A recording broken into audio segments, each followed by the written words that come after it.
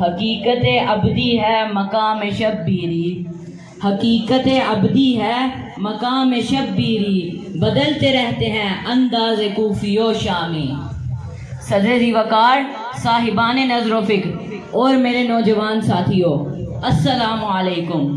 یہ حقیقت روز روشن کی طرح آیا ہے کہ حق و باطل کی آویزش ازل سے جاری ہے اور ابد تک جاری رہے گی۔ باطل کبھی نمرود کا غرور بن کر، کبھی فرعون کا جبر و استبداد بن کر، اور کبھی یزید کی امریت اور بربریت بن کر جب میدان عمل میں آیا تو اس کی سرکوبی کے لیے کبھی خلیل، کبھی کلیم اور کبھی شبیر کی صورت میں حق نمودار ہوا۔ کیونکہ لقل فرعون و موسیٰ کا یہ تاریخی اصول ہے بقول اقبال، موسیٰ و فرعون و شبیر و یزید، موسیٰ و فرعون و شبیر و یزید، ایند و قوت از حیات آیت پدید۔ عالی وقار، تاریخ اسلام میں حق و باطل کے ہزاروں مارکے ہوئے، شجر اسلام کی آبیاری کے لیے لاکھوں افراد نے عظیم المثال قربانیاں اور خون کے نذرانے پیش کیے، لیکن جو شہرت، قبولیت، پذیرائی اور دوام 10 محرم الحرام 61 ہجری کو ریگزار کربلا پر بپا ہونے والے مارکے کو نصیب ہوئی، اس کی مثال نہیں ملتی۔ صدیاں گزر جانے کے باوجود بھی خاندان اہل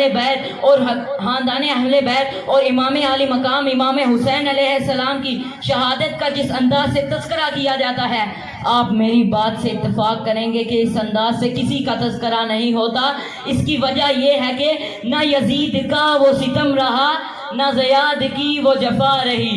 نہ یزید کا وہ ستم رہا، نہ زیاد کی وہ جفا رہی، رہا تو نام میرے حسین کا جسے زندہ رکھتی ہے کربلا۔ جناب صدر، جب تک یہ گردشیں لیل و نہار اور عرض فلک کا سلسلہ رہے گا، میرے حسین کا نام بھی زندہ رہے گا۔ اس لیے نہیں کہ وہ نواسہ رسول ہیں، جگر گوشہ بطول ہیں، نور نگاہ علی المرتضیٰ یا برادر حسن مجتبیٰ ہیں، بلکہ جناب صدر اس لیے کہ اس نواسے پر محمد مصطفیٰ کو ناز ہے،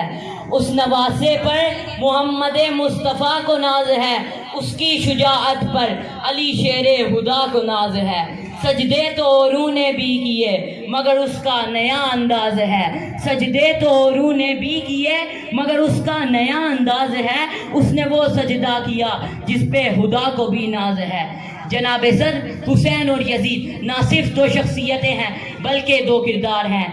یزید شخصی حکومت کی بنیاد رکھنے والا، امانت عالیہ میں خیانت کرنے والا اور انسانی حدود کو توڑنے والا تھا، جس کے مقابلے میں میرے حسین علیہ السلام حق و صداقت، غیرت دین اور انسانی اصولوں کا نام تھے۔ بلکہ بقول حفیظ جلندھری، یہ کون حق پرست ہے